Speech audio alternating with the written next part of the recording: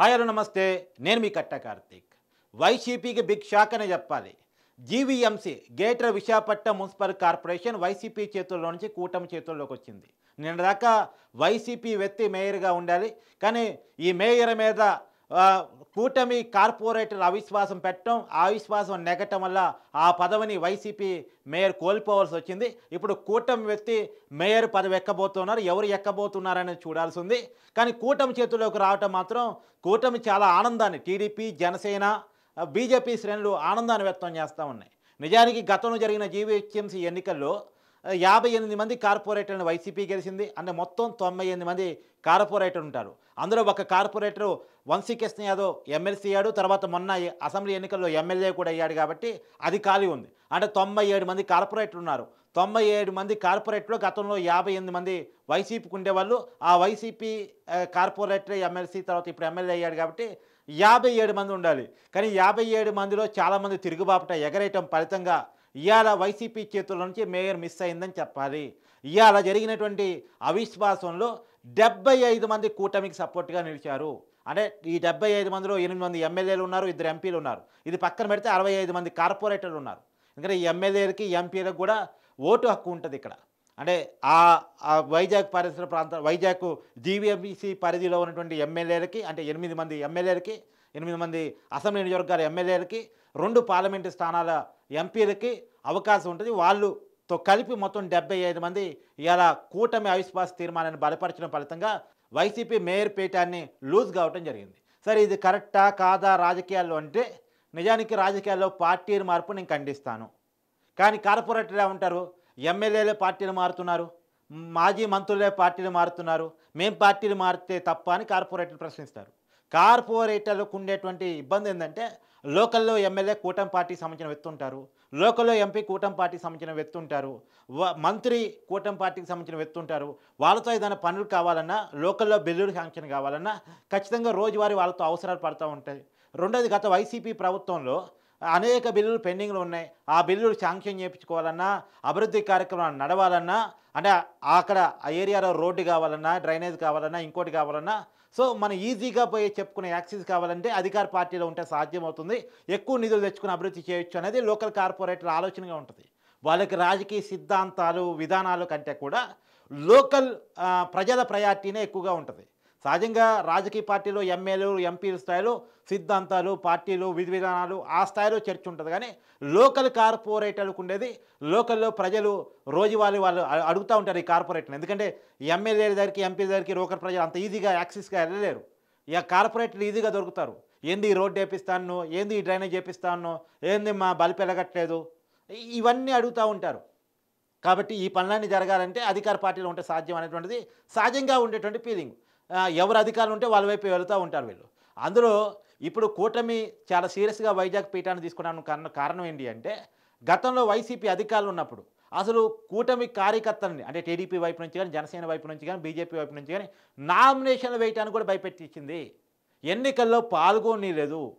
బలవంతంగా నామినేషన్ వేసినప్పటికీ ఎన్నికల ప్రచారం చేసుకునేవలేదు.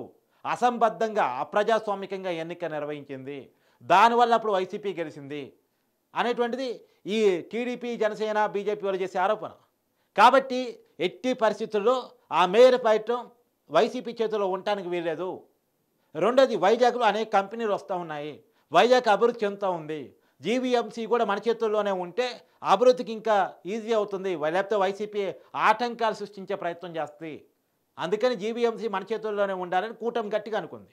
ఇప్పుడు టీసీఎస్ చూడండి, వైజాగ్లో ఇన్వెస్ట్మెంట్ చేస్తూ ఉన్నారు. కాబట్టి ఈ ఇన్వెస్ట్మెంటు సాఫీగా రావాలన్నా, ఇబ్బందులు లేకుండా ఉండాలన్నా మున్సిపల్ కార్పొరేషన్ మన చేతుల్లో ఉంటే బాగుంటుంది అనేటువంటిది కూటమి యొక్క ఆలోచన.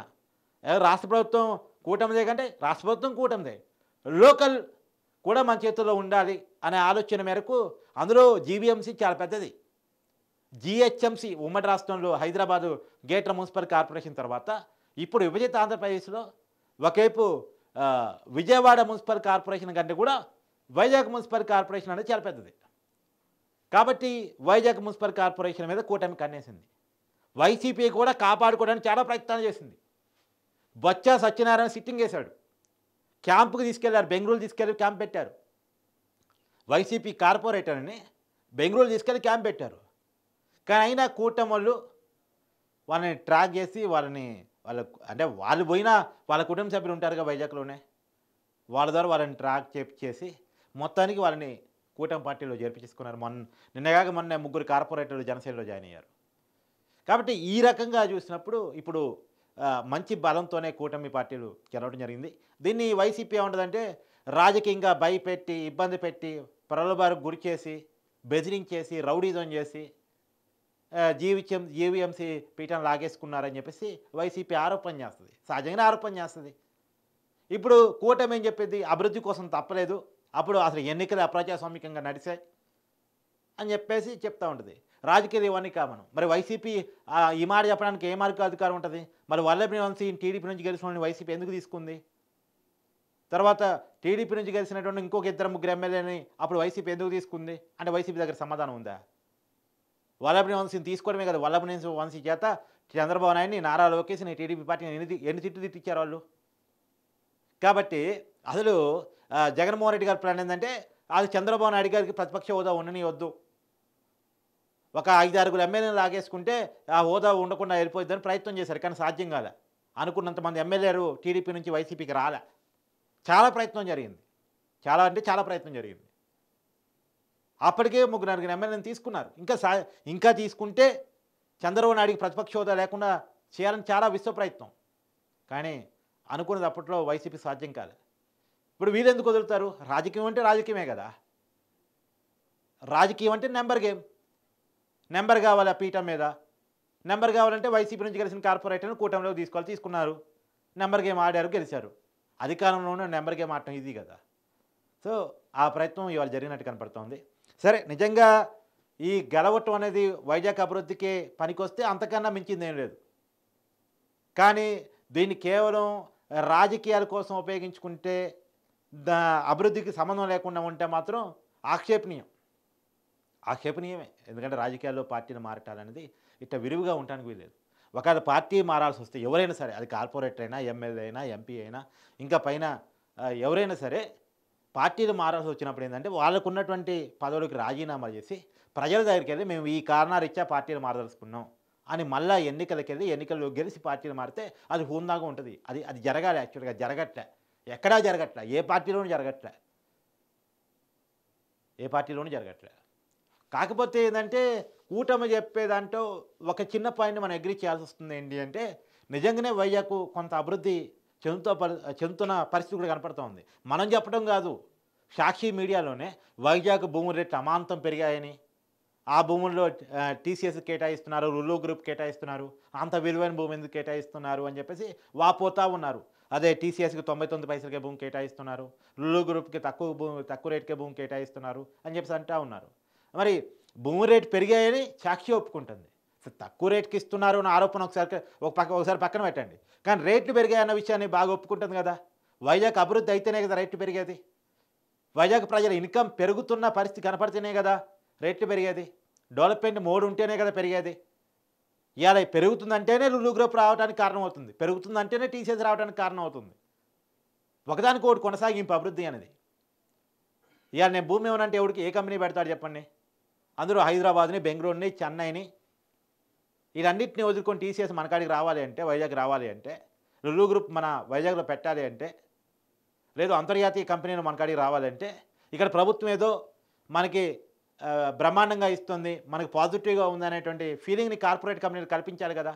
ఇవాళ టీసీఎస్కి 99 పైసలకే భూమి ఇవ్వటం మీద ఎంత పాజిటివ్ వాతావరణం దేశవ్యాప్తంగా వచ్చింది. అది నేషనల్ వైడ్ న్యూస్ అయింది.